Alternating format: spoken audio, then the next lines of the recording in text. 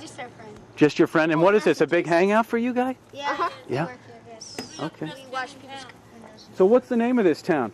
South Bend.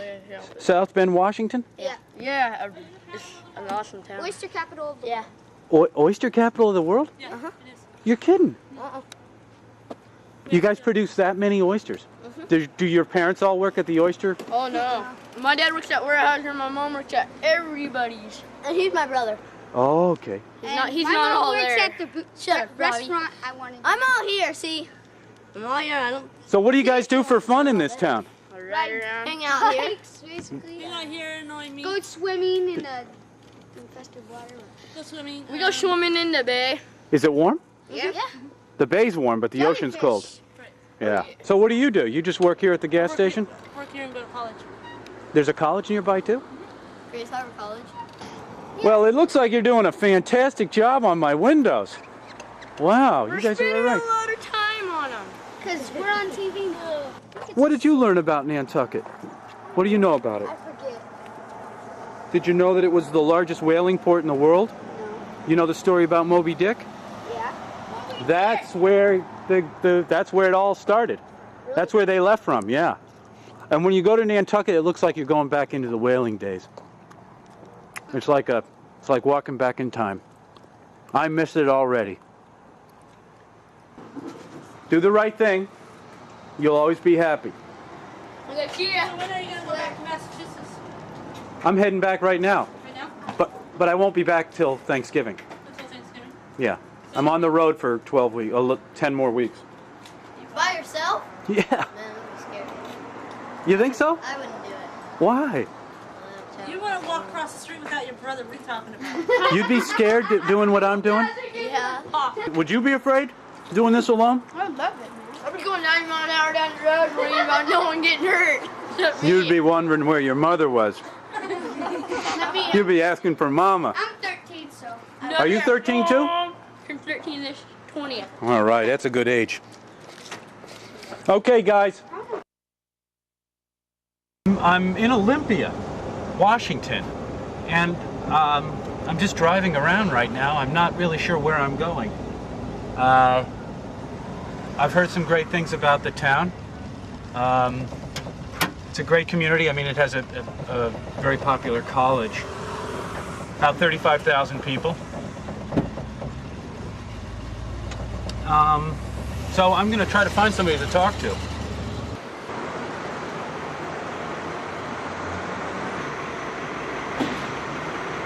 Yeah, I'd love to see the theater, the inside of it. Is that possible? Okay, sure.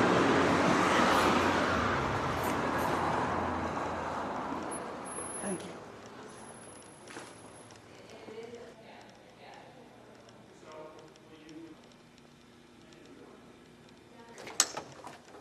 Oh my gosh. This is the main stage. The first electric here on the stage. Right. Getting ready for probably Babes with Big Hair this weekend, which is on Friday. This place is huge. This is our main stage orchestra level. And then we have the mezzanine and the top balcony. How does a town this size, I mean, there's only like 35,000 people, right? Where are you from? Nantucket, Massachusetts. Okay, you're from back east. We have a really good subscriber base. It's 987 seats on the main stage and about 125 in the black box theater. And it can be set up pretty much any way you want it. I mean, there's a grid up above. You can really turn it into anything you want it to. But during the summer, it gets used quite a bit, actually. I've been in Olympia for almost 10 years now. But Olympia from Seattle, came down here from Seattle, and just a much nicer place to live than in the city. Yeah. Yeah. There's the old Capitol Theater. Oh, wow. I was looking at that. Or go up here to Plum and take a ride. That'd be faster. The music scene's really big in this town, I've heard. Grunge kind of started here. Yeah. Yeah. I mean, I mean, Yeah, what's the yeah. band? What's his name? I'm not a The guy that grunge- killed himself. Nirvana? Yeah. Kurt Cobain? Yeah. This is like where they started. Yeah, that's true.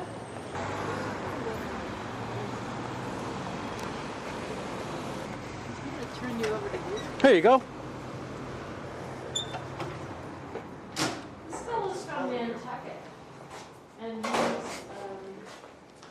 kind of checking out theaters in Olympia. Okay. And Well, we were just looking to do some theater besides what was available in town, which was, kind of just real safe community theater type stuff, Neil Simon and Oklahoma and that type of thing. And so we decided, well, we're going to try this out. And had $400, and we put on a play. And, Where'd you put it on? at the Washington Center, in the black box over there. And people came. And so we did another one, and we did another one, and another one, and another one. And after the first year, we started as, subscriptions and blah, blah, blah. And it's just grown really, really fast. Krista Severite, learn the role. And you'll be seeing Krista tonight. It's a little, no, it's not frightening. Well, it's been horrifying at times, actually, come to think of it. It was originally this beautiful single-screen theater. And in the 70s, they trying to compete with the malls. They chopped it into 3, and it didn't work. I produce one of the shows here. I produce the late night improv show, which we have Saturday nights. Fabulous. Yeah. And what are those about? Do you bring in people from the local We have community? a regular troupe that's been working together for 7 years called Fool's Play.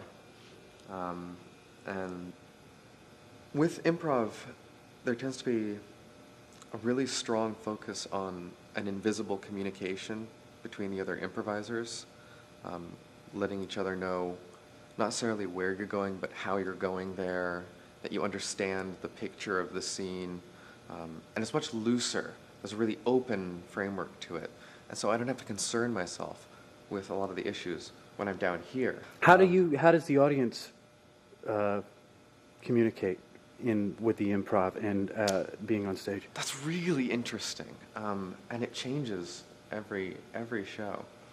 Some audiences are very non-communicative. It's like they're watching TV, and they're here to see the show, like they're watching Whose Line Is It Anyway? And some audiences want to be the show, and they'll be as bold as to directly say what they want. Give us a scene about Joff being a monkey.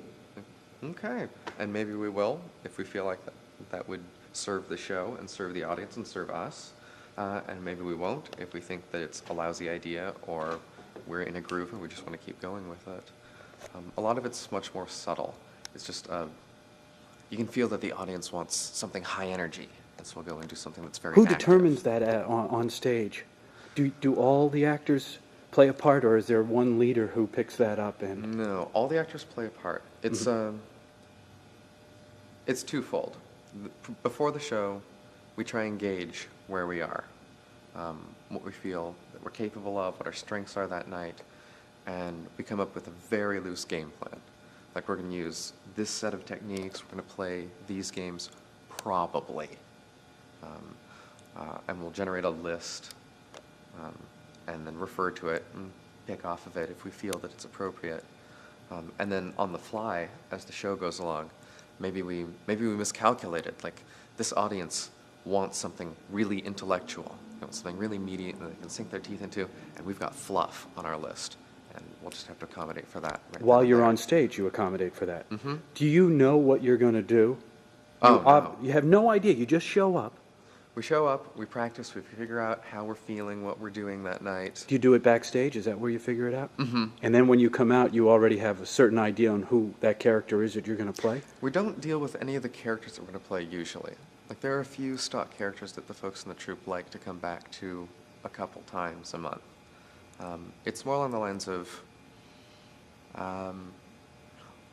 one of the techniques is called hot offers, which is you begin your scene with a very bold event. Something very strong, sharp occurs, and then the scene unfolds around that very strong, striking event. Simple technique. Put that on the list. Somebody sees that maybe the last scene was talky, two people at a cafe having a discussion. It was funny, everybody enjoyed it, but it didn't really do anything. The next person gets up there and does something explosive. So there's a turn. It's a focus on technique not on character. Character comes out of the scene where we don't really have to worry about, at least not necessarily don't have to, but we don't at the moment. So there is a worry bit of about- structure to it, though. Oh yes, definitely. See, We're I very think a lot of people structuralist don't know troupe. about improv and how to appreciate it. This is kind of interesting to hear you tell us about the appreciation of an improv theater experience. Oh, Well, thank you. well, thank you.